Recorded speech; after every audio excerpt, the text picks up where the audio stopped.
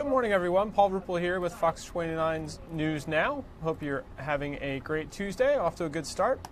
We've got a lot of developing and breaking stories right now, so I want to get you out first to, it looks like Republicans are holding their weekly news conference right now. I believe these are House Republicans from the flags in the background there. Let's listen in on the topics that they're bringing up as the president is overseas in Vietnam right now to meet with North Korea's leader. Let's listen in to the news conference. My friends on the other side of the aisle talk about the use of technology on border control. That is exactly what the National Guard does. It's a force multiplier for Border Patrol. In the case of what I did, we used cameras to see people at night to be able to do that sensor technology and communicate with Border Patrol. And it's important to note also the Wisconsin governor just pulled my National Guard units from the border because he claims this is not rise to the level of national emergency, even though this has been going on and the Guard's been involved for a very long time. Active duty is on the border hardening the points of entry, which my friends on the other side of the aisle are quick to say are the real problem. And I agree, it's a problem. That's why active duty is down there to help to secure those areas. But I got to tell you why I think this rises to the level of national emergency. If this was just an issue of immigration, I wouldn't think so. But this is an issue of drugs and human trafficking. I think compassion and border security are not mutually exclusive. In fact, I think they can only exist with each other.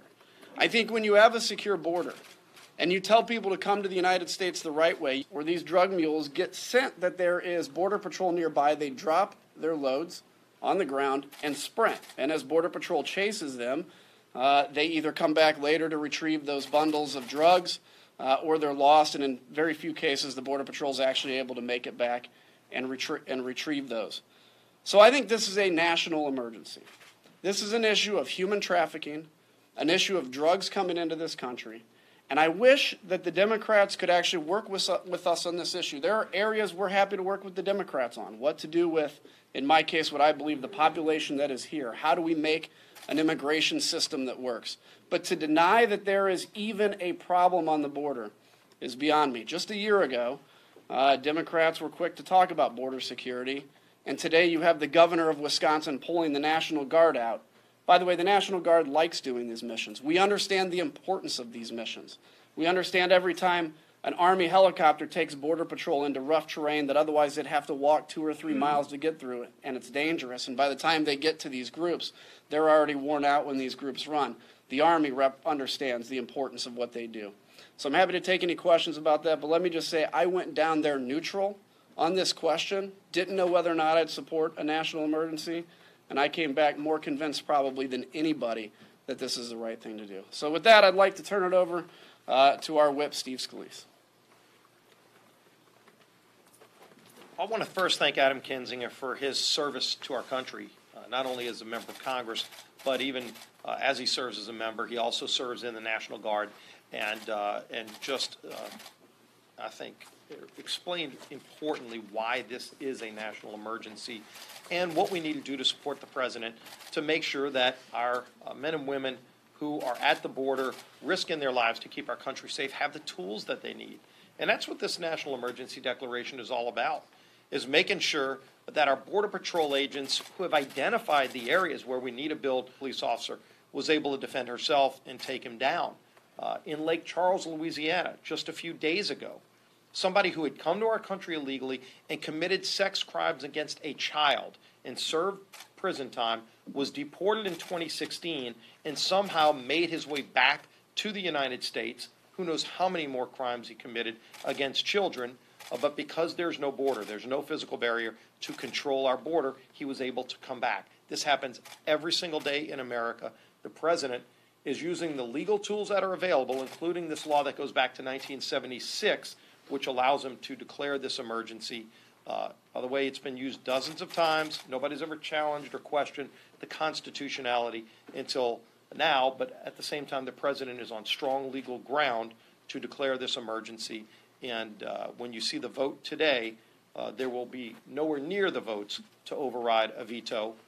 This emergency declaration will be upheld, even if it makes its way through the Senate, which hopefully it doesn't get past the Senate.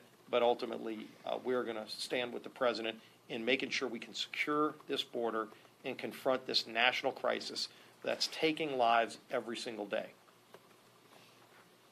Thank you, Steve. There is a national emergency at the southern border that the Democrats will declare today doesn't exist. You just heard from Adam Kinzinger. He's been on numerous deployments around the world, Middle East and others. He's been to the border 4 times deployed, 3 times under President Obama and now under President Trump. Firsthand, of anybody that's ever taken a tour of the border that's a member of Congress, I think it's a little different to be able to flying planes doing the aerial surveillance of the border for the last couple weeks. He understands what's at need. If the Democrats say this doesn't exist, it's interesting to me that when you look back in history in 2005, there was a governor of Arizona and a governor of New Mexico, both Democrats. They declared an emergency by their state because the federal government would not act. One went on to become DHS secretary.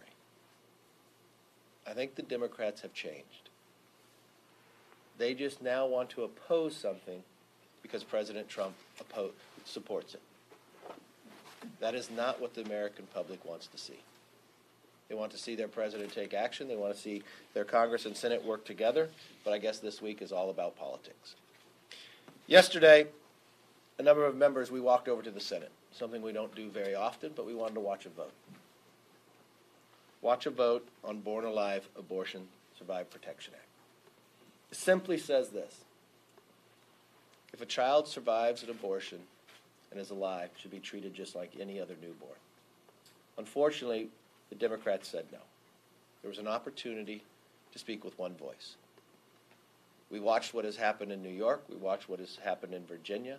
We wish we did not have to take this bill up, that there was any place in America that it wouldn't be divided upon. And I think if you look at the latest polling around America, I think they're pretty united around this as well. Democrats continue to refuse to allow it to come up in the House, so every day we ask unanimous consent, and we will do it day after day after day until this bill gets heard. Other than that, we'll take a few questions. Yes, ma'am. Mr. Leader, there are so many Republicans in the Senate who have said that this national emergency is probably illegal, possibly unconstitutional. Why are you on a different page from them? I'm wondering why they're on a different page. The president has the authority to do it. I wish some of those, if they think this is the case, maybe they should spend a little time with Adam and go to the border and understand it. The president does have authority since 1976. There's been more than 60 times presidents have declared emergencies. What we see happening along the border, the amount of drugs, the amount of deaths in America, the human trafficking that's coming across, the overwhelming problem there. So the president has the authority to do it, and we will uphold them. Do you have any concerns about a Democratic president using this power after setting this precedent? Democratic presidents have used this power because they have the right to use this power. A number of presidents, Republican and Democrats, have used this power for numerous things, and they have the power to do it. Congress had voted to allow it. Yes? Why wasn't this a national emergency when Republicans were in control a couple months ago? Well, times change as it moves forward. When you get the more reported amount of drugs coming across, you get the more reports of the human trafficking and others. 60,000 people arrested each month. I think when you have the experts telling you the challenge, I think the president tried to do everything in his power to work with the House and the Senate. I think the president's belief was always that we could come to an agreement to solve this along what the experts have requested. I think at the end of the day, the president has a responsibility to make sure it gets protected, and he made the decision. Yes, ma'am.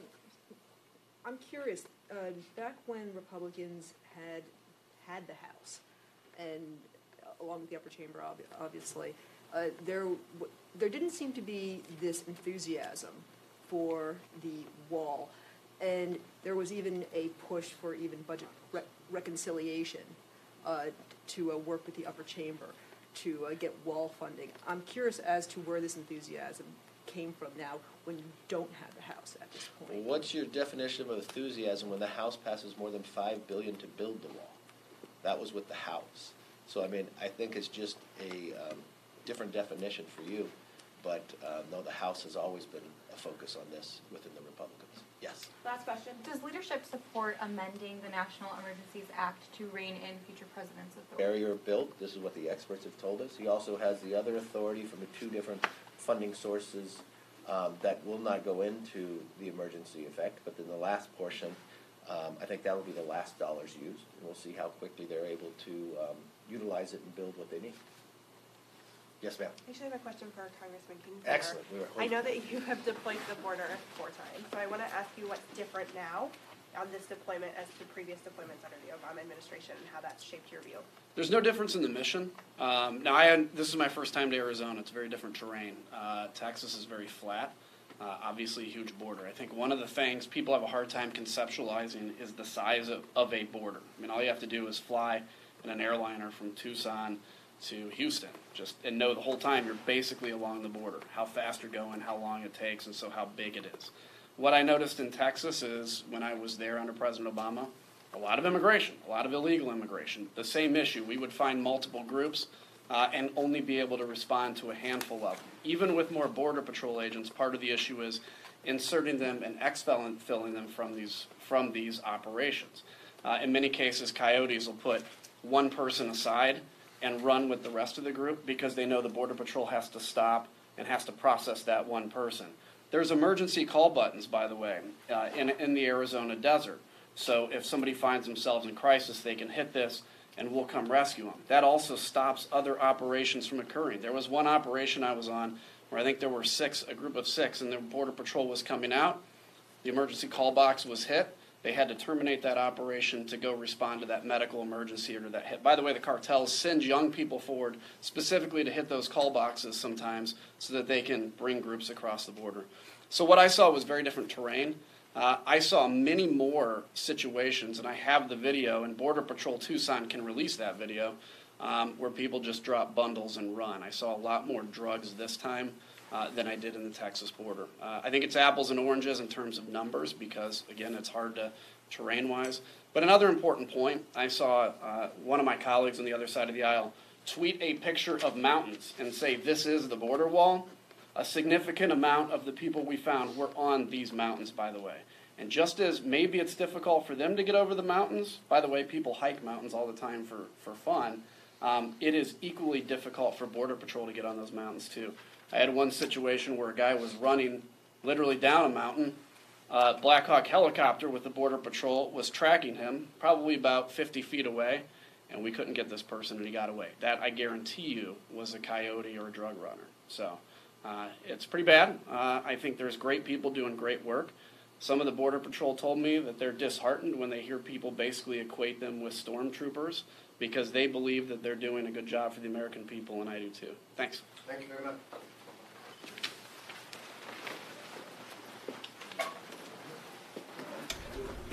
Hello again, everyone. Paul Ruppel here with Fox 29 News Now. We've been watching the House GOP leadership speak in Washington, D.C. Let's take you now to the Democrats who just started speaking a couple minutes ago.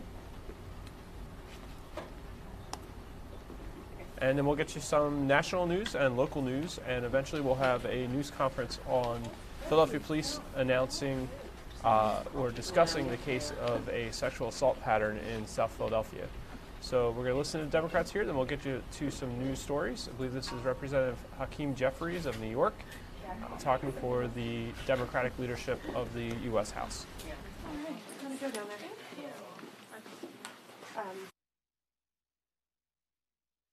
The egregious Supreme Court decision from 2013 that undermined the ability of everyday Americans to participate in our democracy and ushered in a new era of voter suppression in the United States of America.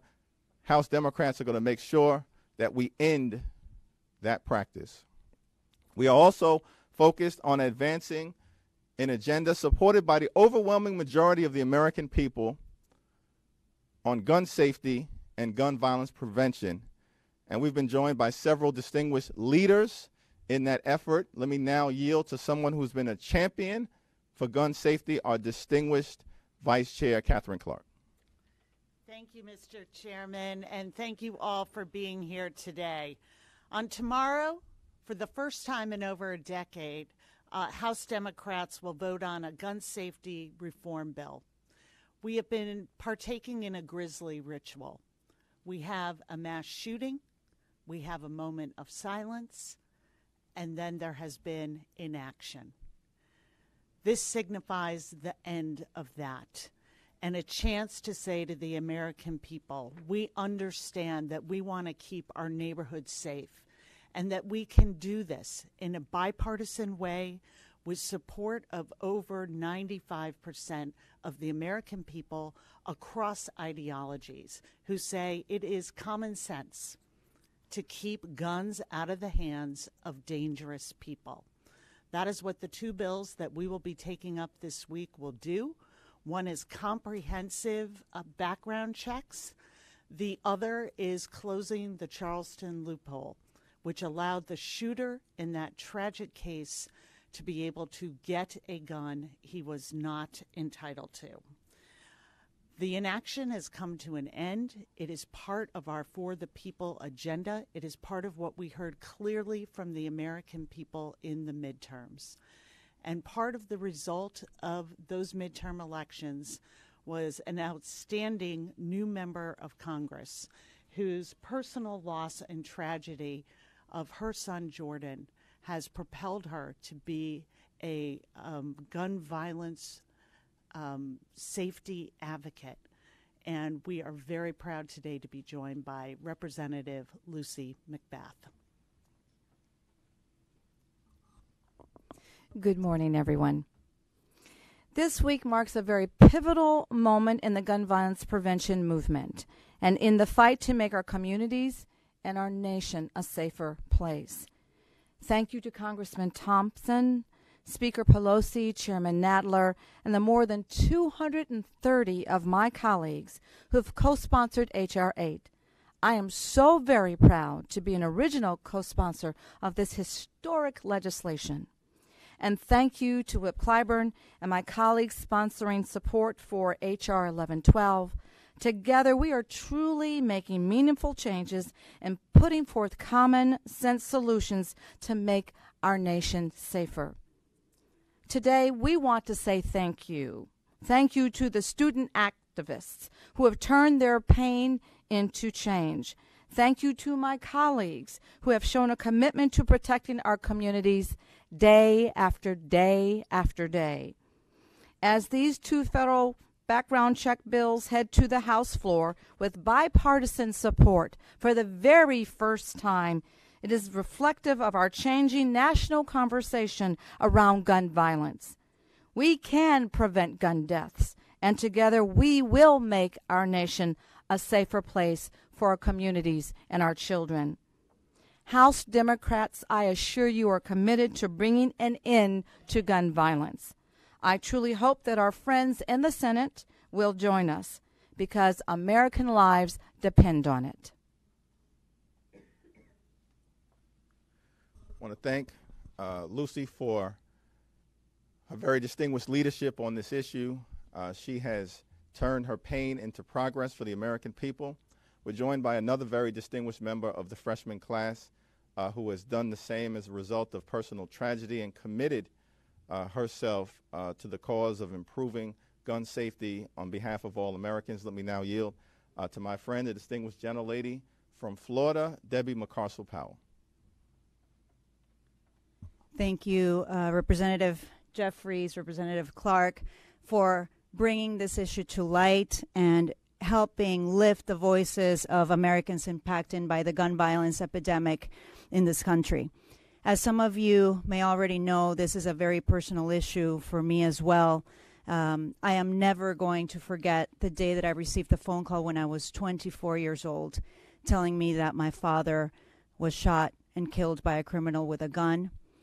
Unfortunately, thousands of Americans in this country now share the same story as mine.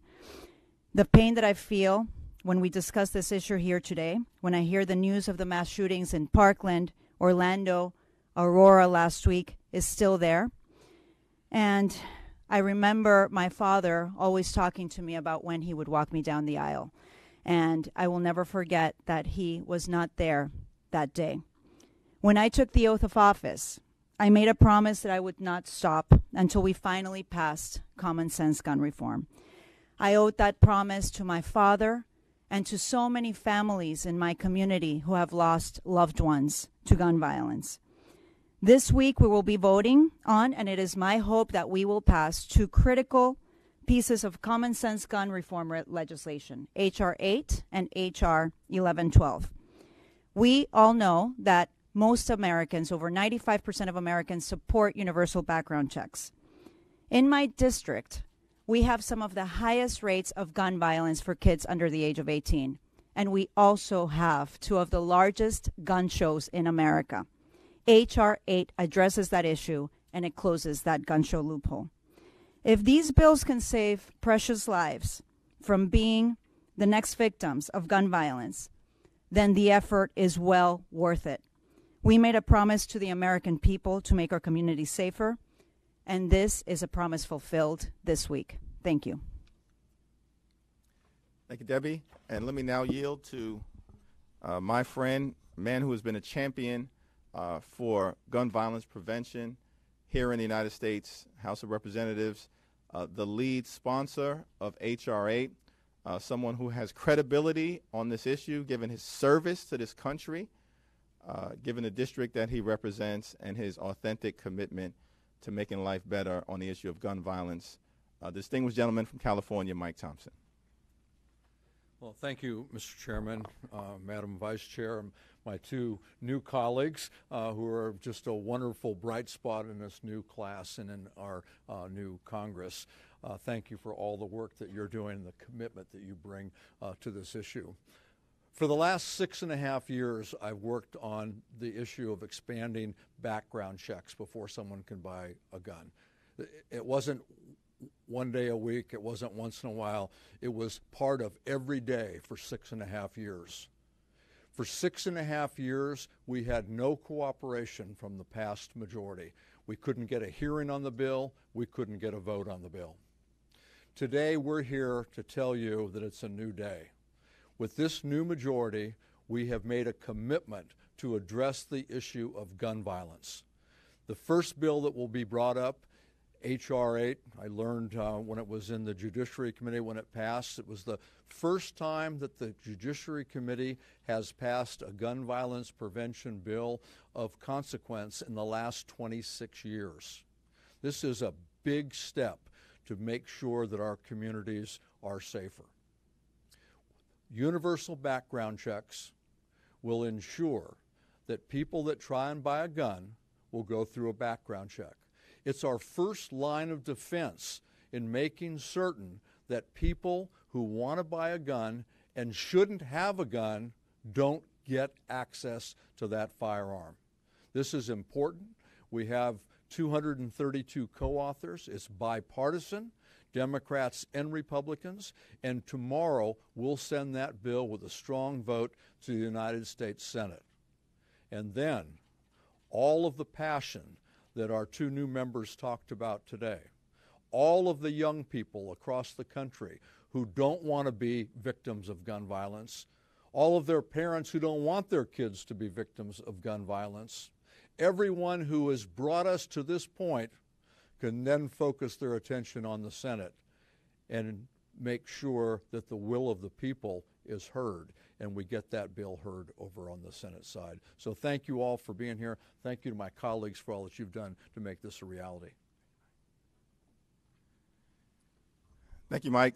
The gun violence epidemic in the United States of America is an actual national emergency. The days of this House burying its head in the sand are now over. Let me now open it up for any questions. Thank you, guys. 2 points of criticism the other side always say about this is, the first one they'll say, look at high-profile shootings in Parkland or the attempts on Mr. Scalise's life. This would not have done anything to deter either of those incidences. And the second one is to say, Republicans often identify background checks as being unenforceable without a national gun registry. Those are the 2 points of criticism your opponents always cite. Would you be willing to address those two concerns, knowing that as soon as we leave this event, if we talk to Republicans, that's what we're going to be told?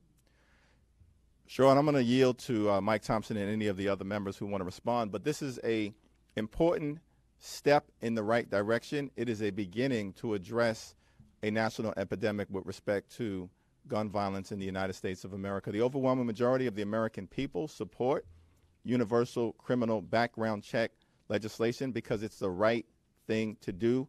We need to close the gun show loophole. We need to close the internet sale loophole. That's what we are doing.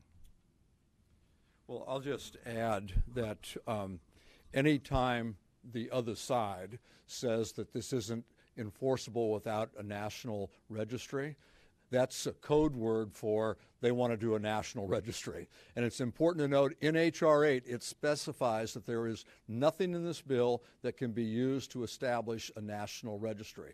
And no, they're wrong about that. Every day, 170 felons and 50 domestic abusers are stopped from buying a gun at licensed dealers because of the background check. It works. We know it works. There's a lot of evidence out there that suggests or that clarifies the fact that it works. And as far as anybody who says, well, this bill wouldn't have solved this incident, the only thing that will solve every one is to do away with guns. So are you telling me that the critics of my bill want to do away with all guns? I just want to address what we hear as well, that exactly what Congressman Thompson just said, that this idea that we should do nothing because no one bill will prevent all gun violence is absurd.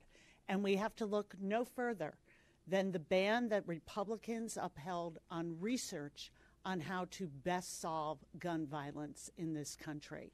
So if you were serious about this and feel that comprehensive background checks is not the answer, then you would fund research into what is the correct answer. The hypocrisy is so blatant here, and we cannot be afraid to take a step. We don't have the cure for any chronic disease at the beginning, but you do it by pieces and by research and developing. We know that background checks work. They keep guns out of the hands of dangerous people. That's what we're going to be voting for this week. That's what the American people are asking Congress to do.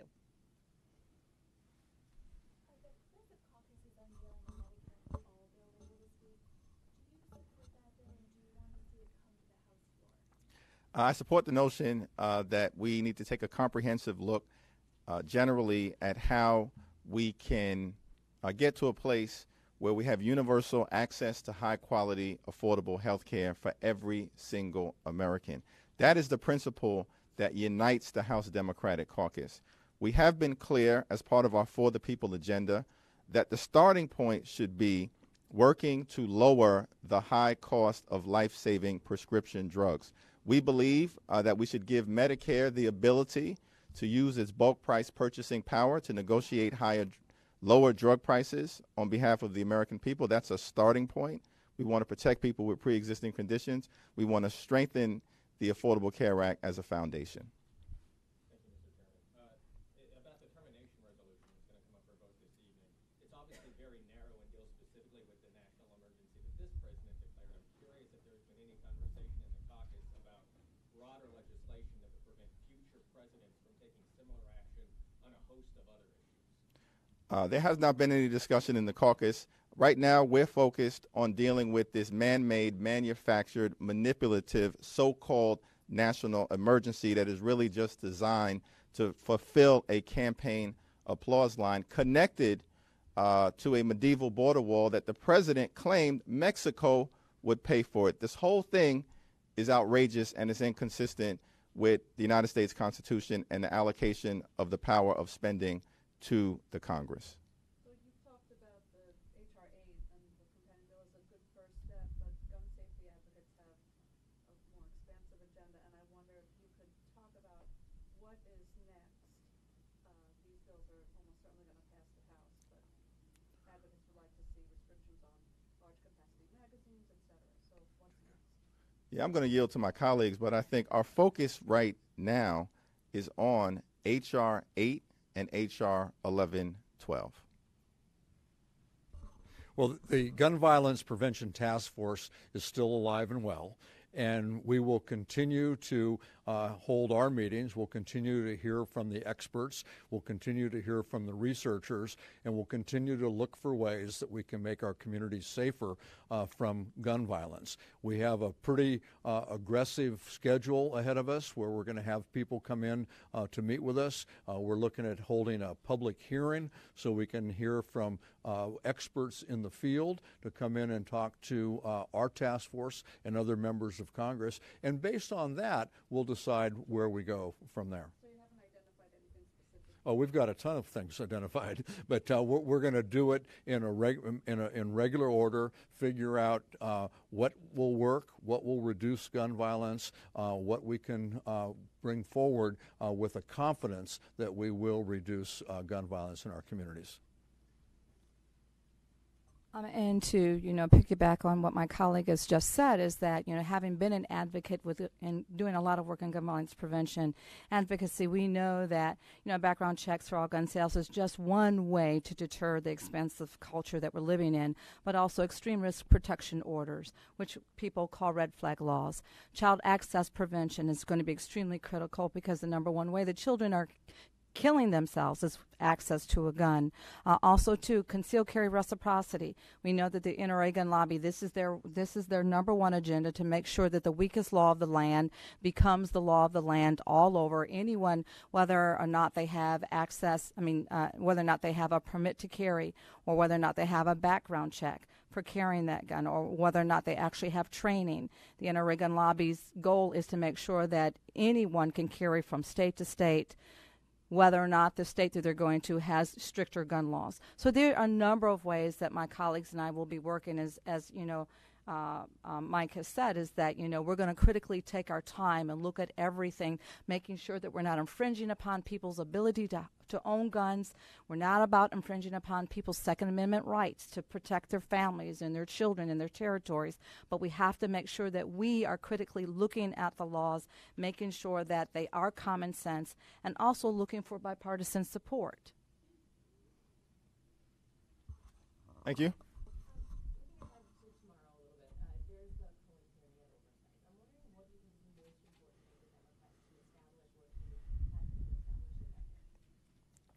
Well, the American people deserve to know whether Donald Trump has been functioning as the President of the United States of America or as the equivalent of an organized crime boss.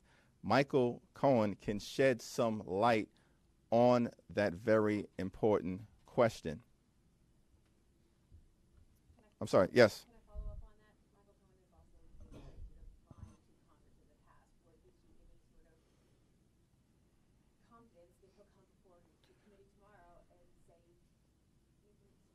Well, Justice Brandeis has made the point that sunlight is the best disinfectant.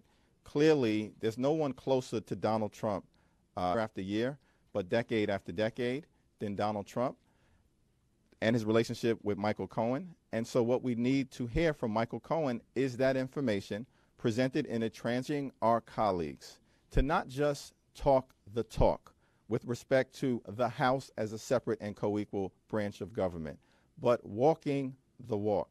The president, in this particular instance, is behaving more like a king. That is inconsistent with what James Madison and the Founding Fathers expected out of the executive branch. The Founding Fathers were clear that when the executive branch overreaches, it's the job of the United States Congress as a separate and co-equal branch of government to serve as a check and balance. The resolution of disapproval with respect to Donald Trump's fake national emergency is consistent with that constitutional responsibility. That is what we're focused on right now. Any further questions? Thank you very much.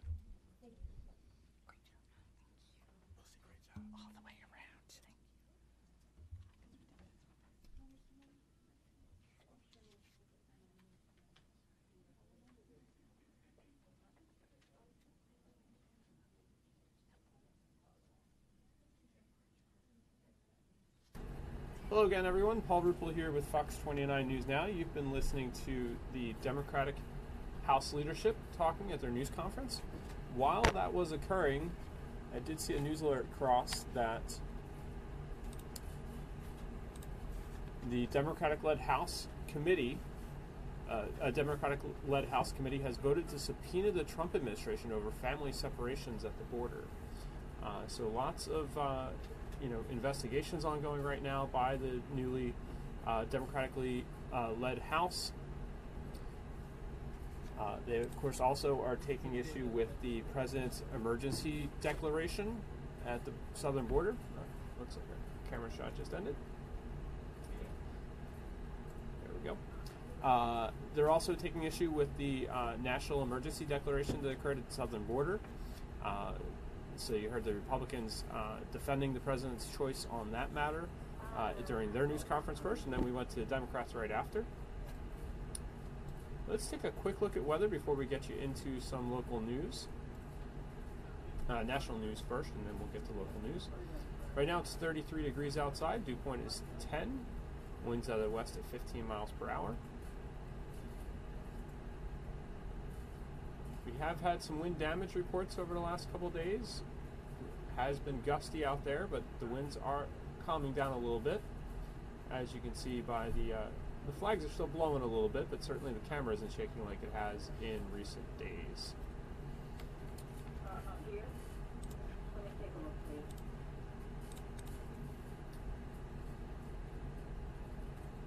In international news, the big story this morning, President Trump's arrival in Vietnam for his conference with Kim Jong-un of North Korea.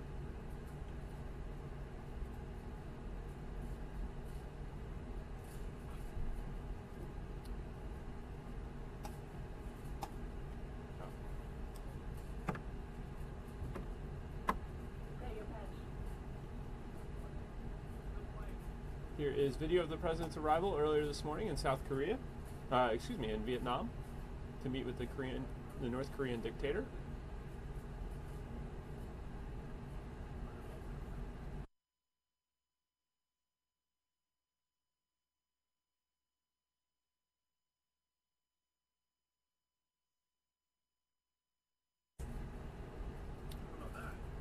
Here is Air Force One's arrival in Vietnam.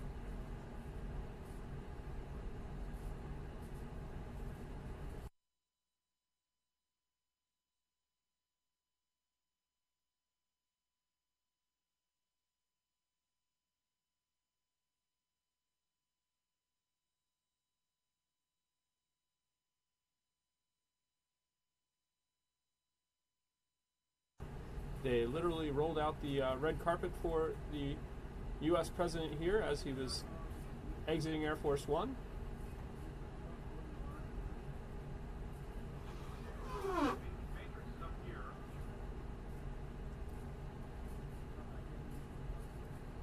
President stepped off the plane. This video got a little bit grainy, but we'll have some better shots from the... Here was the president stepping off the plane.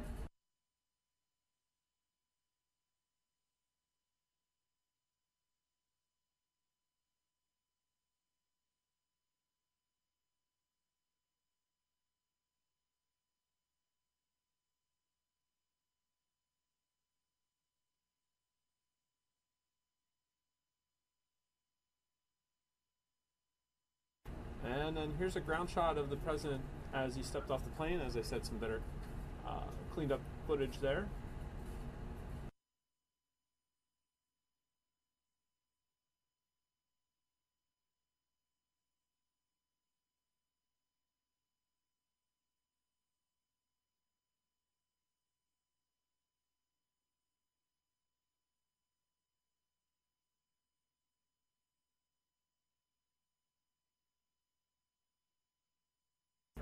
Of course, on the agenda here is perhaps the world's biggest security challenge, Kim's pursuit of a nuclear program that stands on the verge of viably threatening targets around the planet.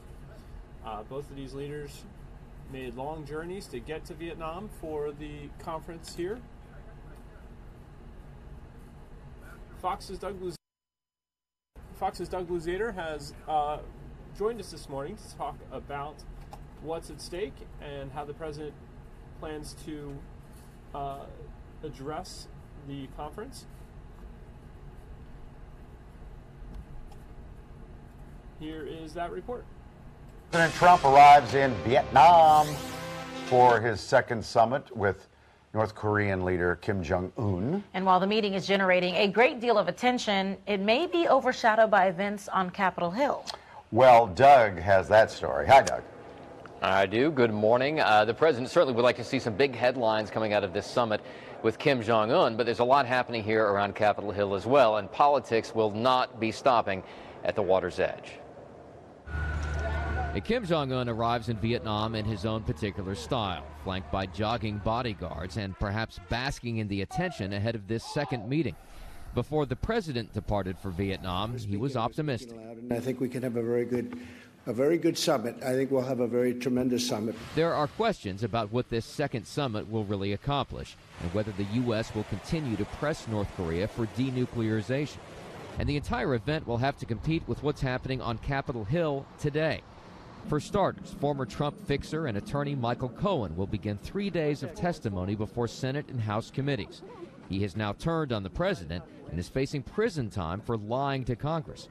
But he is expected to talk about everything from Trump's business deals to possible ties between the Trump campaign and Russia. And the House today is expected to vote on a measure to oppose the president's emergency declaration at the border. It is a volatile mix of domestic politics while the president is overseas. This is not about politics. It's not about partisanship. It's about patriotism. If my Democratic friends want to try to make political hay and somehow distract from the importance of that summit, that's up to them. You know, they can explain it to the American people, but I can guarantee you the American people aren't fooled. And it will be hard to knock the summit off center stage. One restaurant in Vietnam has even made commemorative burgers for the event, the Dirty Donald and the Kim Jong-yum. And just like that, I'm hungry. Meantime, the White House is going to try to keep the focus on the summit this week. Democrats here in Congress are going to keep up this drumbeat, keep up this pressure on the president. Mike and Alex. Yeah, that's not going away. Doug, see you tomorrow. We have a live look here at Hanoi in Vietnam, where the president has arrived, as we mentioned. He'll be meeting with the North Korean leader, Kim Jong-un, and trying to hammer out some type of an agreement on their nuclear weapons and plans going forward. So we'll have the latest for you on Fox 29 News at 5, 6, 10, and 11 tonight, and anytime on our website. Also, you can download our Fox 29 News app to get the latest notifications as news breaks. Of course, it's heading into overnight hours. I don't expect a whole lot of developments tonight or for the next couple hours, but in the morning when the meetings and summit get underway, we'll certainly bring you the latest.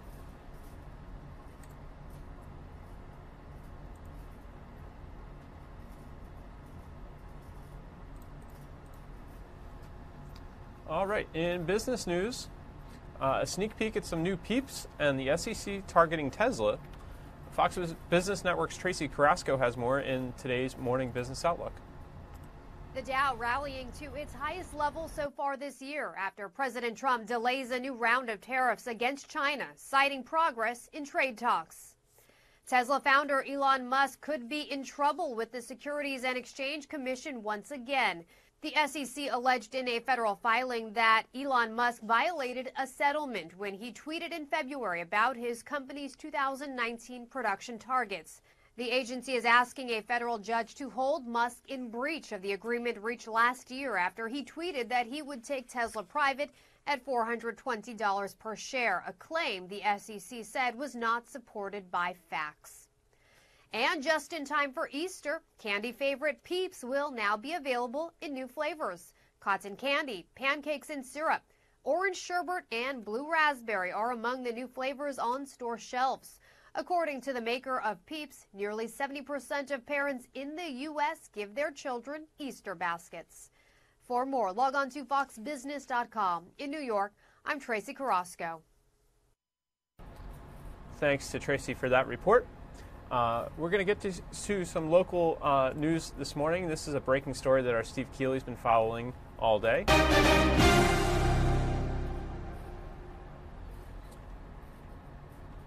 A mother and daughter have been charged in the slayings of 5 family members in Bucks County, including 3 children. Authorities say that the killings were intended to be a mass murder-suicide. Shayna Decree, age 45, and Dominique Decree, age 19, are charged with 5 counts of homicide and 1 count each of conspiracy. The pair are accused of killing their relatives inside a unit of the Robert Morris Apartments on the 200 block of West Bridge Street in Morrisville. As I mentioned, our Steve Keeley's been following this all morning long. He did get a copy of the affidavit listing the what's happened here, so we have more information on our website, fox29.com.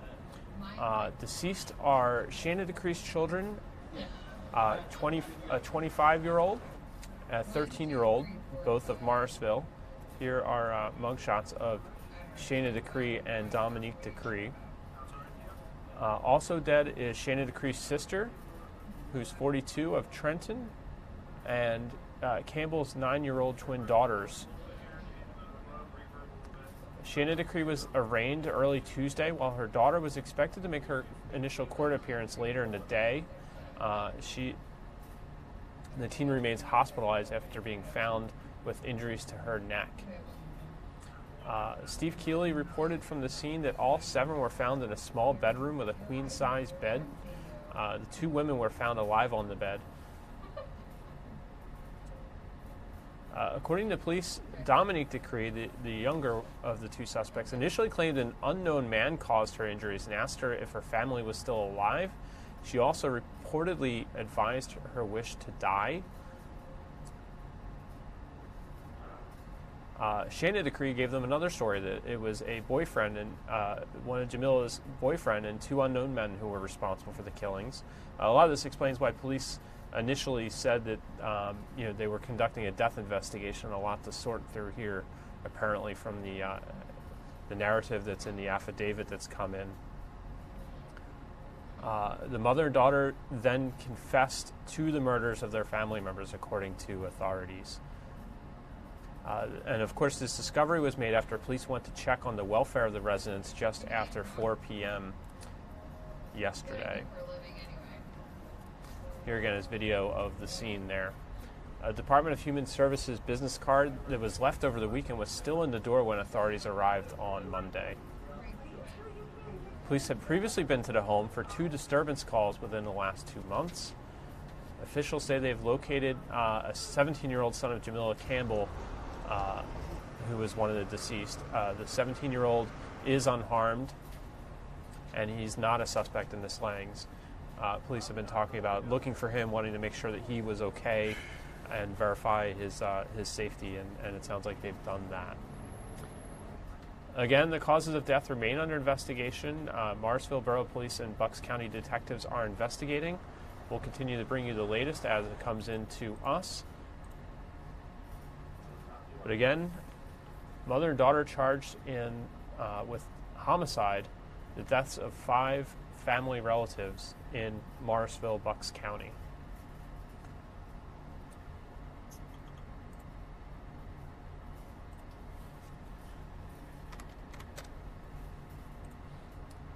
All right. Bill, breaking news out of Center City this morning. Our Bill Anderson was on this story. The remains of a person were found under the Market Street Bridge. Here's Bill's report from the scene. We've described this morning what they discovered as grisly. We've described it as horrific. But honestly, as we move down to the Schuylkill banks to give you some sort of context, it's actually becoming sad when you realize just how many people likely were just 50 feet away from a body. We don't know how long that body was there, but here's what we do know. Police apparently received a call early this morning from a man and a woman in their 30s. They said that they had discovered a body here, or skeletal remains, and that's what police found when they arrived to the Market Street Bridge directly across from Pico, across from the Schuylkill. So far, that's all they know. The officer is still there with the body, waiting for more investigators and more answers. But again, we point out the fact that so many people have passed by. We don't know yet whether or not this body had been here for a while, if it was a homeless person who could have used some help. But guys, I got to tell you, as you continue to see people go by, it is sad that this individual was only discovered once it was skeletal remains. The investigation continues, and as we get more answers, we will pass them on.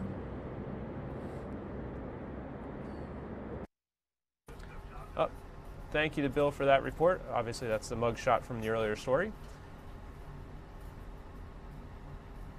So I want to get you to set up this next news conference we're going to be bringing you at the station. This is occurring in Philadelphia. Police have a person of interest in custody after a string of sexual assaults and robberies in South Philly. Police have not filed charges yet. They also have not confirmed if this is the same man they identified on Friday after the most recent attack on Bancroft Street. Women living in South Philly say they are hopeful about the possible break in the case. It was scary. I didn't even want to walk the street.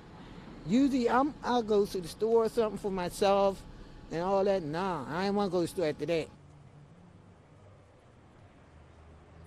9 victims have come forward over the last 2 months reporting sexual assaults or attempted sexual assaults. A public safety walk and rally is being held at 4 p.m. on the 1800 block of Bancroft Street.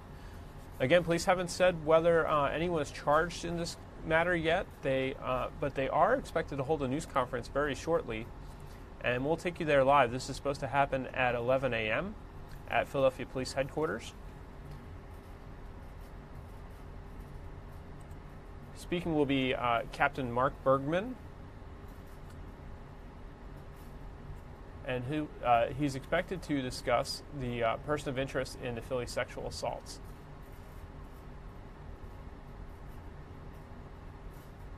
Again, they're not confirming any charges yet in this case, and they're withholding release of their not stating whether they have a suspect or arrest in this case just yet, but the Special Victims Unit is, that's where this news conference is going to be. Captain Mark Bergman speaking, and we'll take you to this momentarily when it gets underway.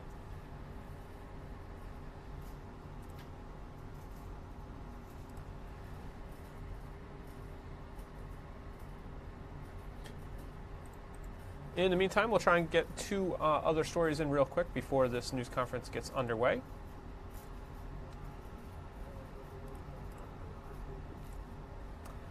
In Newcastle County, Delaware, police are searching for the driver of an SUV that hit and dragged a state trooper down a highway yesterday, leaving that officer seriously hurt.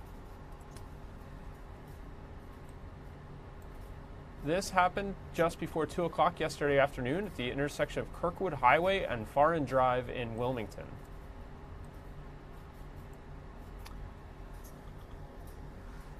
The trooper was directing traffic when he stopped the SUV. After he approached the vehicle, the driver took off, hitting the officer and dragging him for about 1/10 of a mile. The trooper is now in stable condition, and anyone with information about the accident is asked to call Delaware State Police.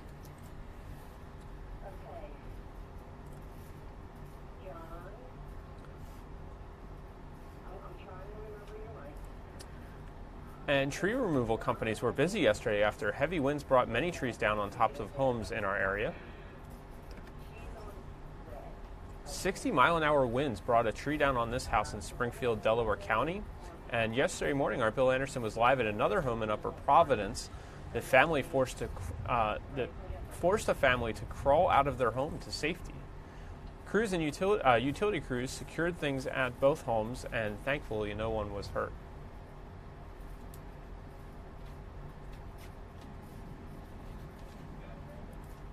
Speaking of the weather, let's take a live look again at the Benjamin Franklin Parkway, where you can see the flags are blowing, but the camera is a little more steady than it was yesterday, that's for sure. We'll get you a full look at the weather, including the 7-day forecast after this news conference. But for the moment, it's 33 in Philadelphia. The dew point is 10, and winds out of the west at 15 miles per hour.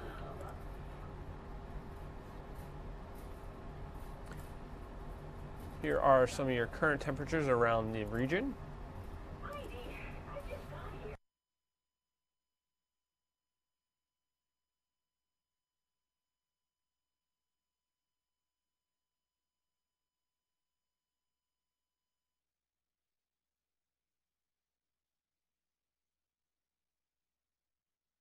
Looks like we may have warmed up a couple ticks here in the city. We're showing 36 on this map. So we're warming up into the mid-30s across much of the area. And as I mentioned, we'll get you a full look at weather after this news conference, but we want to get you back to the Special Victims Unit, where we are expecting an update on the sexual assault pattern in the South Philadelphia area. We'll stay with this shot until the news conference gets underway. You're watching Fox 29 News Now. Thank you very much for joining us. We're with you each weekday after 10 a.m. After Good Day Philadelphia goes off the air, we go on.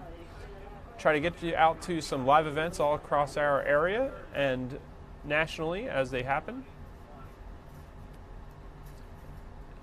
Updates on breaking stories and anything else. I can also show you real quick that Attorney General William Barr will be giving remarks at the Department of Justice's African American History Month observance program. Another live feed into our station right now. Well, let's keep it here. It looks like they are getting underway for this news conference.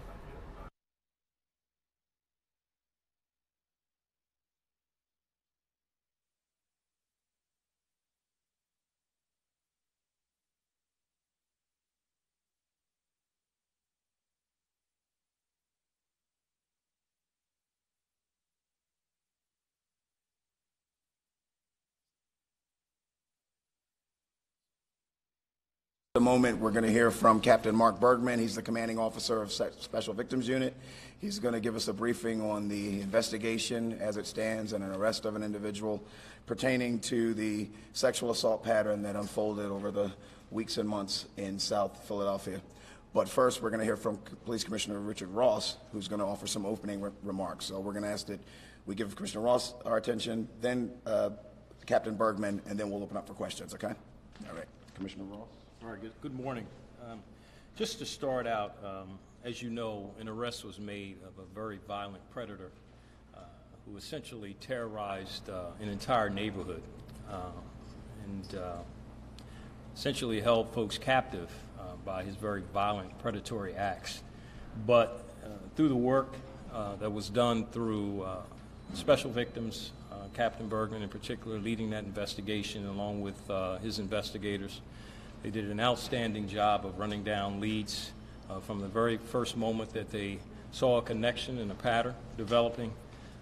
And I can't say enough about the public and the community and how they assisted us in this investigation in giving a plethora of tips that undoubtedly helped us, and the captain will expound on that a little bit later. So again, they did a fabulous job running this down. We had to get this predator off the street, and they were successful in doing that. Among some of the downsides, in addition to what he was doing, sadly, we have discovered that this person was a city employee. So he's working for the streets department. I can probably give you a little bit more later, but I want to allow the captain to get and give you some details about how they were able to successfully arrest this individual. Okay. Morning. Okay, as you're aware, we had the pattern since December 20th, and we did recover video all along every crime that occurred, which we put out to the media. On the 22nd, we had 2 more incidents that occurred. As a result of that, we were able to recover the best video we got all along the way, capture a good image of our offender's face. We held a press conference on Friday night, and we put that image out and appealed to the public for anybody to please let us know who he is. And they did respond. We got a huge amount of tips over the weekend and yesterday with different individuals, but one individual kept coming up and turned out to be our offender. So based off that information, we were able to go out and get several identifications on several of our jobs. And yesterday afternoon at about 4:40, we executed a search warrant on our offender's residence in the 2200 block of Earp Street. He was home at the time. At that time, we took him into custody, and we were able to search the property. We recovered some clothing that we believe he used during these assaults. We also recovered his cell phone And 2 doors away in an abandoned property, we recovered a bike matching the bike used during these crimes. This male has been identified as Safine Williams. He's a 37-year-old black male from 2236 Earp Street. At this point in time, he has been charged with 4 of the offenses. He's charged with the rape that occurred on the 22nd of February at 400 block of Mifflin Street. He's charged with the rape that occurred on 1900 block of Bancroft Street on the 22nd also. He's charged with indecent assault that occurred on February 17th in the 1700 block of South 16th Street. He's also charged with a rape that occurred back in May of 2018 in the 200 block of Morris Street. So at this point in time, he's in custody, being held on those. He's yet to be arraigned. Unfortunately, we can't share his photo at this time because we have a lot more investigation to do. We have other witnesses who want to show his photo too, so we're holding off on the release of his photo. We believe that he's probably going to be identified in numerous other crimes that occurred. So that's where we're at this point with our investigation. The May attack, where was that? Sorry. May attack was in the 1200 block of Morris Street. We were able to identify him in reference to that as a result of DNA evidence. We have DNA evidence on numerous of the other crimes that we're investigating, and we're checking now. Our forensic science unit is checking now to see if he matches in those. His name again? First name is Safine, that's how he pronounces it. It's Safien. Last name is Williams. All right, and how old is he? He's 37 years old. All right, and how do you all track him down? I'm sorry, excuse me? How are you all able to track him down? You mean get him identified or track him down? Well, both. Yeah. Okay, well, identified, it's, a large part of that was the public's assistance. You know, they responded, you know, very greatly. We got a lot of tips, a large amount of tips. As I said, a lot of the tips were him. People began to post his picture on social media, and they were forwarding them to us also, and he did bear a striking resemblance. As a result of that, we were able to get a hold of our witnesses, show them photo displays, and they positively identified him. And then we went to his house, where he was on location, and took him into custody. Okay, and where was his house located at? 2236 Earp Street. Okay. And when was that arrest made? That was made yesterday at approximately 4:40 p.m. And he's charged with 3 counts of rape and 1 of sexual assault? If you want all the charges I can give him to you, he's charged with 3 counts of rape, 2 counts of involuntary deviant sexual intercourse, 2 counts of sexual assault, 3 counts of simple assault, 2 counts of unlawful restraint, 1 count of false imprisonment, 1 count of burglary, 1 count of possession of instrument of crime, 3 indecent assaults, 1 aggravated assault, 1 robbery, 1 aggravated indecent assault, and 1 theft RSP. As you know, is this his first offense in this context? It's not his first offense, I can tell you that. No. But those charges relate to 4 incidents? He's charged in connection with 4 crimes that occurred. And we're investigating him on a lot of other crimes too. Just to clarify, when you say it's not his first offense, it's not his first rape offense? Correct. Okay. Correct. We've had contact with him before, not special victims, but the police department. Is it surprising that a guy with a history, or at least a history of rape, could get a job with the city?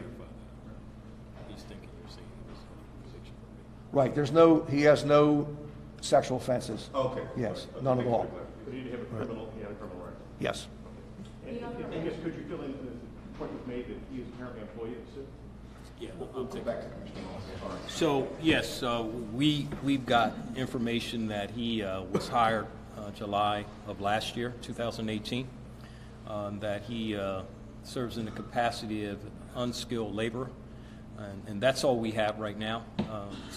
But clearly we have an obligation to inform and to let you know that. But one other thing I want to stress, and that is we're hopeful that, or we're asking that anybody else who may have had contact with this individual in a way of being assaulted in any way, shape, or fashion, that you come forward, irrespective of what your status may be, whether you're not a resident of this country. Don't worry about that. I mean, you're a victim. If you're a victim, come forward. Okay? We have reason to believe that in some instances he may have preyed on people like this, whether intentional or unintentional. So we want to make sure that we can get our arms around this entire investigation, know exactly who may have been preyed upon by this individual.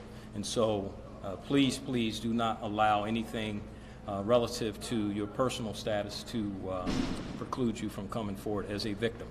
And that's important to stress. All right? Commissioner, if I could just clarify what you just said. Was he following a particular profile? We don't know that he was following a particular profile, but clearly we know that at least one or more of the victims, may have not have been, a resident of the United States. And so, which is not important to us, but, we know by some delayed reporting that that could have been an issue for that reason. And so we want to make sure that that does not occur for any other potential victims on this crime or any other crime.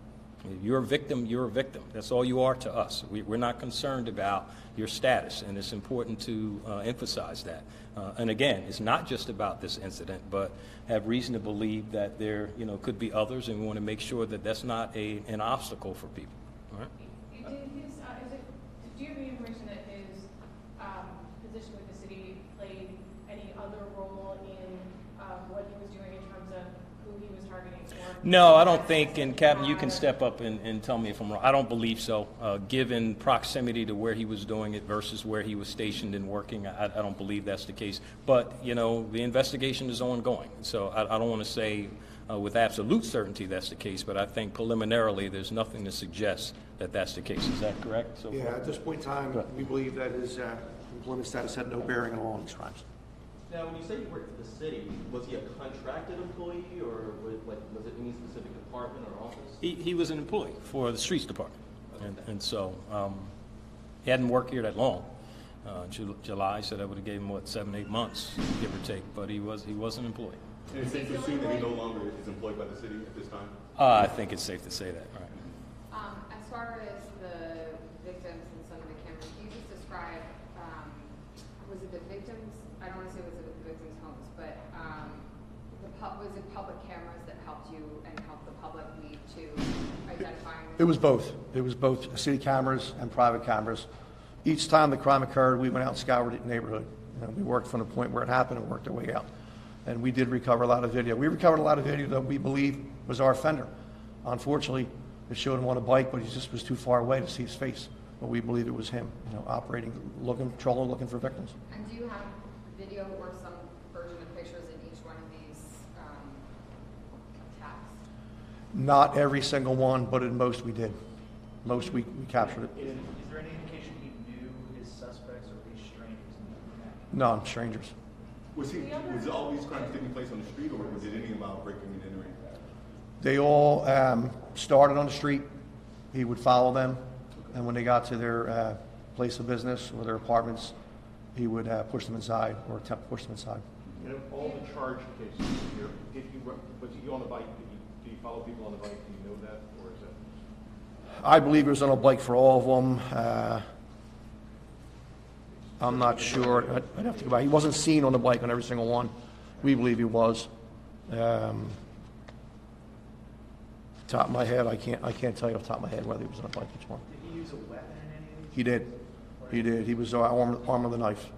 In almost every single case, he produced a knife. And in some of the cases, he struck his victims most times. He punched them in the head. And in one particular case, our victim struggled with him and was cut with a knife. I know yesterday there were reports that there was a person of interest in custody. Is this that same person, or is this? Was it yesterday? Yeah. Yes. Did you find it? We did not. The other charges the other cases that you said you're still looking at him for, are they sexual assaults? Yes. They're sexual assaults, rapes, and also indecent assaults. We're going back and look at all the previous jobs. We're going back quite a ways looking for some. Obviously, we found one in May of 2018. How far back are you going? We're going to go back quite a bit, several years. Several years. 5 years? I would say 2 years. 2 years, we're going to go back, yes. To 2016. That I don't have. Did he display the knife to the victims? Did they see the knife? Oh, absolutely. Yes, he did, yeah. And what did he say to them when, what was the exchange? I understand there was one we talked about where there was a hug involved, where he went up and said something. Yeah, most of them, we found that he had some type of awkward comments he would make. The first one that was part of this pattern, he asked our victim for a hug. And she said she didn't want nothing to do with it, but she figured if she gave him a hug, he would go away, which he did. And at that point, he assaulted her. All the ones he asked for a kiss. Just odd, awkward statements that he would make when he approached them. Speaking about, you found clothing or something in there, some distinguishable kind of attire, whatever it was, you passed the video. We believe, yes. We believe. Was it distinguishable? I mean, I guess it was, because if he's asking odd questions, I don't know if he's wearing odd clothes or what. We believe that the one item that he had was distinguishable. Not unique, but distinguishable. Was there anything else about what he would do? Did he attack at the time of day or at the time of night? Were there any commonality between the types of people? Almost all of our crimes occurred between the hours of about 11:30 to about 6 a.m. So it was all like midnight to 8 type hours. And then the only other question is, you said for the most recent that we talked about with the South Philadelphia, it was about 9 different assaults. And then on top of that, you're going back years to look at it. We are going back historically and looking at crimes he may have been responsible for. Also, to reiterate what the commissioner said, as a result of media coverage, a lot of people have called, and they're now reporting them now. They didn't want to report them at the time. So right now, 9 victims. We have 9 instances. 2 of them were interactions that our offender had with our witnesses. A crime did not necessarily occur, but was about to occur. They were just aware enough to know something was getting ready to happen, and one of them ran in the house first. We believe it's our offender. Gotcha. So how many confirmed victims would you say? Well, at this point, I would say 7 confirmed. But other people have reported over the weekend as a result of media coverage, and we're going back and look. So. But he's only charged. He's charged in connection with 4 separate incidents yesterday. And 3 of them being in that period between December and February. 3 of them part of this pattern, yes. 1 outside that period, earlier in May of 18. Yes, that's correct. So is that? Okay. Just trying to keep numbers down. I mean, there's a 10th incident. We've had, like I said, over the weekend, we've had other incidents reported that we believe are him. When the witness or complainant saw the media coverage, they also believed it was him. They were unreported. They came forward now. We're now looking into them now. Did he live by himself? He lived there with his mother. And this was all in South Philadelphia? So far, the only ones that we found are in South Philadelphia, yes. Can you confirm his physical profile? Was he a physically imposing guy? I would say no. He's shorter. He's small. Okay. So under 5'7", or about 5'7"? I don't know his exact height, but I would say under 5'7", yeah. Okay. He's not big at all. Okay. Not big. No. I know you all released surveillance video. That is the guy in the video, right? I'm sorry, what's that? In the pictures and video that you all released, that is the guy that you all apprehended. That is the. That's what we believe. Yes, that's him. Yes. All right. Thanks a lot, guys. Thank you.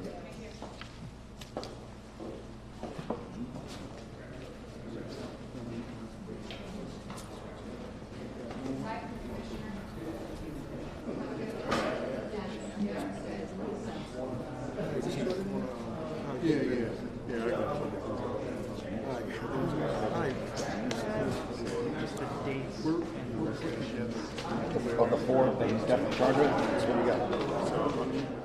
222.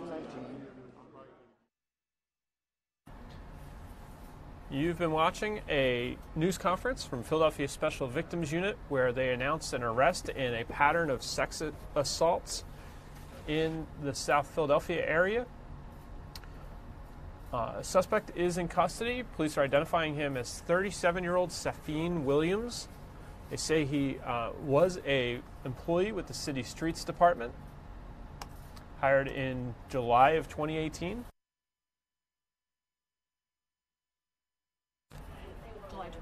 Police say that they received lots of tips in this case. They put out surveillance video of a possible suspect a couple days ago. They had identified 7 confirmed attacks and at least 2 other incidents that they were looking into where folks may have gotten away without being attacked, fortunately.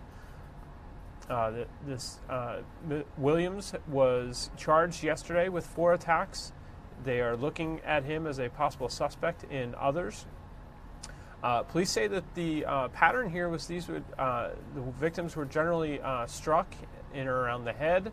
The suspect carried a knife. These attacks generally occurred between 11:30 and at night and 6 a.m. in the morning. They are looking back at prior incidents to see if there's any correlation here or similarities.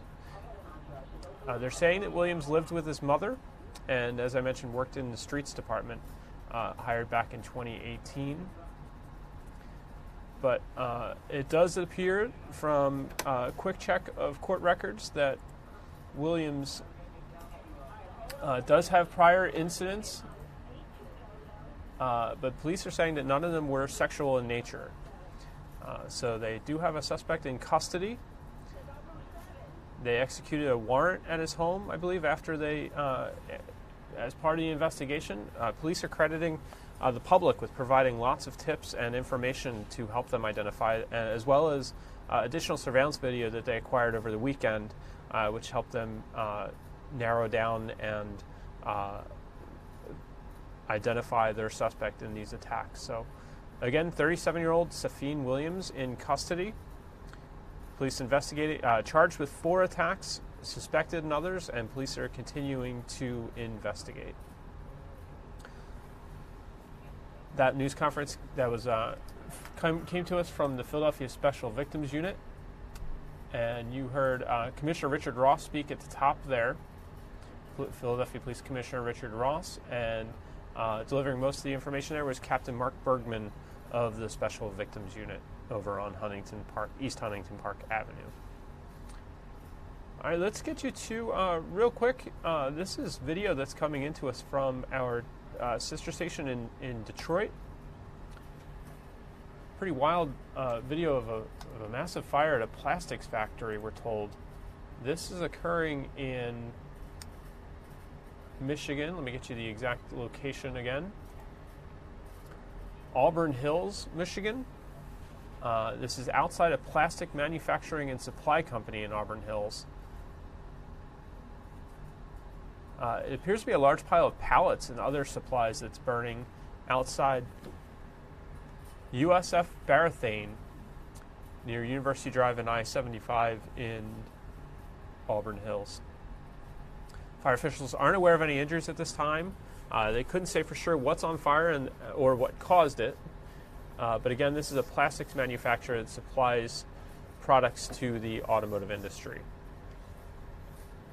See some folks pulling off the road to get a look at this blaze and the massive column of smoke, black smoke that it's producing. Hopefully firefighters are able to contain the blaze and keep it away from the business, the building there. And right now, also happening right now, we'll get you some video. I saw Deputy Attorney General Rosenstein was talking at this event in Washington, D.C. This was the Department of Justice's African American History Month Observance Program. Let me get you to live video of the event there.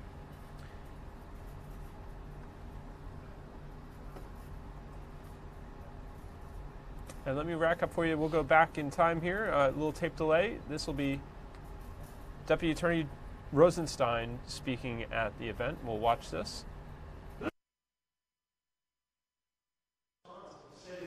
Crisis. You oversaw the investigation of Pan Am 103 bombing, the direct and successful response to the Taliban prison uprising and hostage taking, as well as coordinating counterterrorism activities during the first Gulf War. The Attorney General then spent time in the private sector before returning as the 85th Attorney General of the United States. Before I introduce Attorney General Barr, please take a moment first to thank Richard Castano, the staff of the Justice Management Division, in addition to Anisha Herring and others who worked to put together this important event. We're really honored to have all of you here. I really want to thank Dorothy Williams for her stirring rendition of the national anthem. Dorothy, you always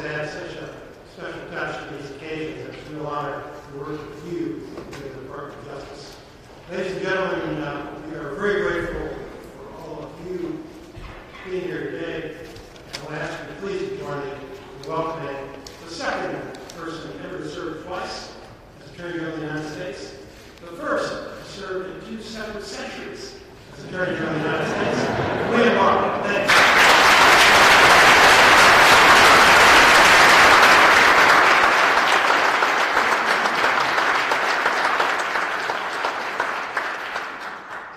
Thank you very much, Roz. I hadn't thought of that accolade for that long.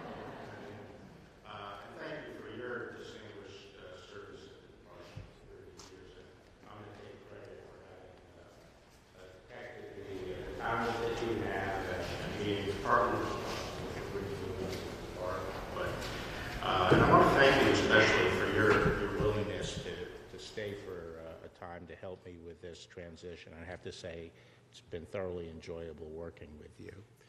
I too would like to thank Richard Toscano and Granette Trent for putting on this important event every year. I'd like to thank the great honor guard from Theodore Roosevelt High School, Dorothy Williams for her wonderful rendition of the national anthem, and Onisha Herring for her leadership as vice chair of the Department's Association of Black Attorneys. And above all, I want to thank all of you for being here to honor Black History Month. Black history is American history. You can't tell one story without telling the other. And this year's theme is Black migrations, which is an important topic for Black history, but as well as for the history of the entire nation. The first Black migration to this country was obviously forced migration. It was the Middle Passage. Over the course of centuries, millions of Africans were taken in chains, branded with hot irons, and packed into small, overcrowded boats for the treacherous journey to this land. And that journey frequently took many weeks and even months. And in these conditions, many died even before they reached the shore. In 1789, in a speech before Parliament, William Wilberforce cited an estimate that 1 in every 8 slaves bound for Jamaica died on the Middle Passage, and that 1/3 died soon after arrival. Slavery, it's often been said, is the nation's original sin. James Madison himself recognized as much in a letter he sent decades after he helped draft the Constitution that codified slavery. Writing in 1820 to his old friend, the Marquis de Lafayette, Madison described the political turmoil that had resulted from the inexcusable tolerance of slavery as, quote, the dreadful fruitfulness of the original sin of the African trade, unquote. And it took the bloodiest war in American history and 3 constitutional amendments to finally end slavery and to give African Americans the freedom to migrate where they chose. Once slavery was finally ended, those who had been enslaved and their descendants migrated again and spread to communities all across the country. For example, there were the exodusters, thousands of African Americans who fled the South for the Great Plains and for homesteads in the West. But the best known of these migrations was, of course, the Great Migration, when millions of African Americans fled persecution in the South to places like Chicago, Detroit, or New York. It's a great book written by a Pulitzer Prize-winning African American writer, Isabel Wilkerson, called The Warmth of Other Suns, and perhaps many of you have read it, but if you haven't, it's a beautiful book which you should read. And it is the history of the Great Migration. And she writes, during the First World War, a silent pilgrimage took its first steps. Over the course of 6 decades, some 6 million black Southerners left the land of their fathers and fanned out across the country for an uncertain existence. By the time it was over, no northern or western city would be the same. In Chicago alone, the black population rocketed from 44,000 at the start of the migration to more than 1 million at the end of it.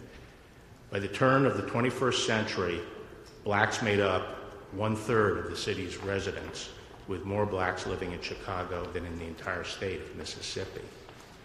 The Great Migration changed American history, not just for the migrants, but for all of us. And it made possible the American cultural milestones like the Harlem Renaissance, Chicago Blues, Motown, just to name a few. The migrants included the families of Americans like Richard Wright, astronaut Mae Jemison, HUD secretary and neurosurgeon Dr. Benjamin Carson, and many, many others. Today we see many African Americans returning to the South. In the 2010 census, a higher percentage of African American population lived in the South than on any census in the past 50 years. I think this is a good sign of progress. President Lincoln may have signed the Emancipation Proclamation more than 150 years ago, but there's a great deal of work left to do in eradicating prejudice and bringing together the people of this nation. And much of that work falls to the Department of Justice. One of the reasons that this department was created in the first place, in the days after the Civil War, was to help protect the civil rights of African Americans in the South and to fight for the fight against the very same persecution that had triggered the Great Migration. And that is why I pledged at my confirmation hearing before the Senate Judiciary Committee that one of my top priorities as Attorney General would be protecting the right to vote. In our present period of great political division, it is imperative that we protect every citizen's right to vote from all who would interfere with it. And that is, of course, one of the reasons the men and women of the Civil Rights Division are so important to our work here at the Department. It is an honor for all of us to continue this work of protecting the civil rights of all Americans. And I am grateful to all of our Civil Rights Division attorneys and staff for their work toward this noble end. And I appreciate the 18,000 African Americans who work at this department, including many who serve as attorneys and as senior executives. All of them are helping to write the next chapter in Black history at this department. And that is certainly true of our keynote speaker. Louis Franklin has served at the department for more than 26 years. He started as an AUSA in the Middle District of Alabama, then went into private practice, and then returned to become criminal chief in that district for 16 years. On June 15th, 2017, he was nominated by President Trump to serve as the United States Attorney. And on September 14th, 2017, he was confirmed. Please join me in welcoming U.S. Attorney Louis Franklin.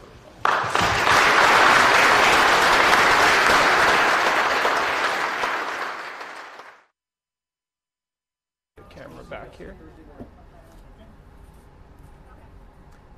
You were watching remarks by the new Attorney General of the United States, William Barr, and before that you saw Deputy Attorney General Rod Rosenstein introducing an event that was at the Department of Justice, and we're told it was the Department of Justice African American History Month observance program where they were speaking.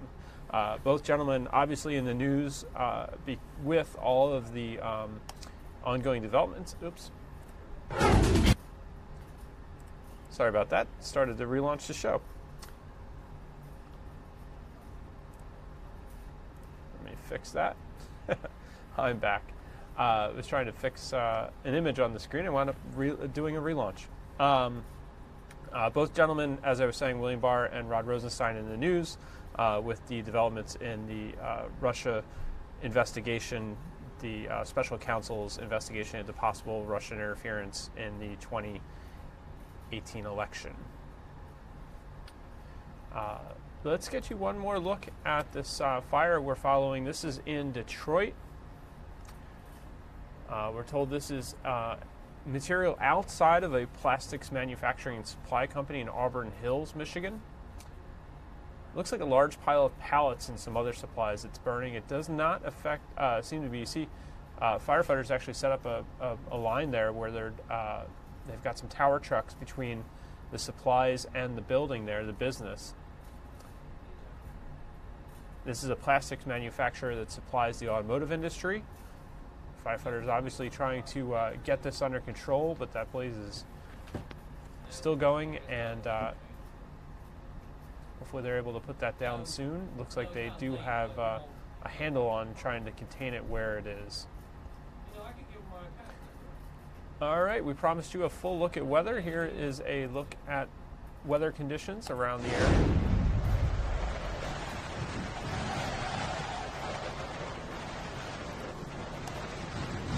Let's take you outside our studios here at 4th and Market Street in Philadelphia.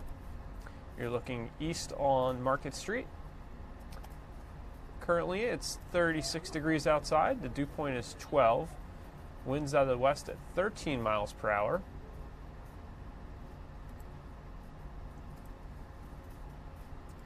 Get you a look at ultimate Doppler radar.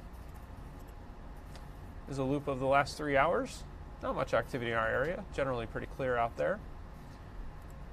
Your current temperatures, as I mentioned, 36 in Philadelphia, 30s across the entire area except Mount Pocono where it's 21. Northeast U.S. temperatures. See they're at 46 in Ocean City, Maryland, 43 in Baltimore, 52 in Charlottesville. So a little bit of warmer to our south and west. The Northeast, you got some temperatures in the teens. But that purple and pink is above the Pennsylvania border there. Nationally, Miami at 81, Tampa 72 with the warm spots right now, 50s and 60s across much of the south. Up in Portland it's 32, but go east from there and you're in the northern plains where it's quite cold. It's at 0 in Rapid City, 2 in Minneapolis, but 5 below in Billings. Locally, our temperature is slightly less than the same time yesterday, about 4 degrees less in Philadelphia. Pretty much the same across the area. Winds right now, 14 sustained in Philadelphia. That's climbed down from where we were yesterday at this time. It's been quite gusty outside, lots of wind damage. Here, we still do have some gusts in the 20s and teens. Philadelphia 22 mile per hour gusts at the moment. So there is a wind chill, and it's making it feel like the 20s across much of the area. 30s down in Wildwood, 33 in Dover, but it feels like just 5 degrees up in Mountain Pocono.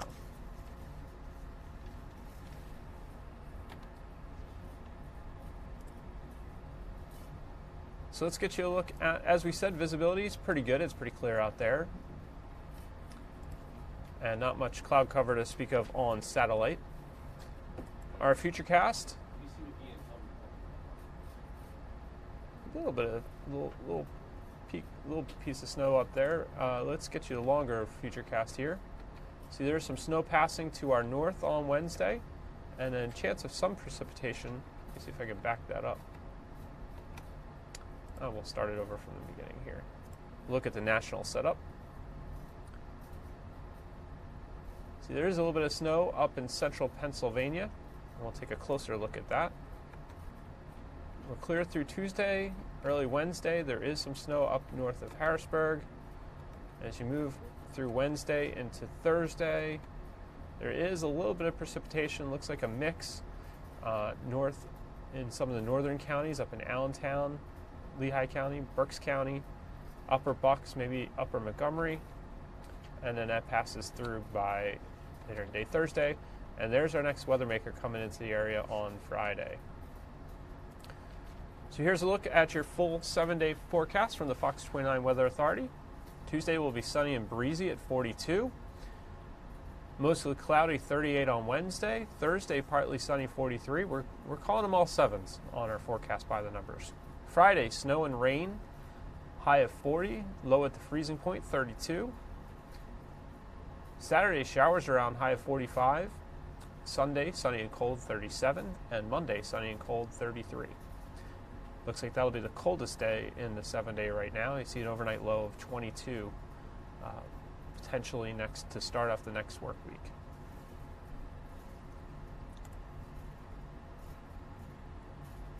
So we did a lot of bouncing around. We had some, breaking local stories. The 5 killed in Bucks County, the mother and daughter charged in that case now. Also, we're able to bring you a live news conference from Philadelphia Special Victims Unit where they announced an arrest in a string of sex assaults. 37-year-old suspect charged with at least 4 of those cases. He's a suspect in others. He's a city employee. He's in custody, so police had the latest on that. Also, President Trump is now in Vietnam for his meeting with North Korean leader Kim Jong-un. So we'll have the latest on all these stories tonight for you on the Fox 29 News at 5, 6, 10, and 11. And we'll be back with you tomorrow morning at 10 a.m. on Fox 29 News Now. I want to thank you very much for joining us. Have a great rest of your Tuesday, and we'll see you on Wednesday.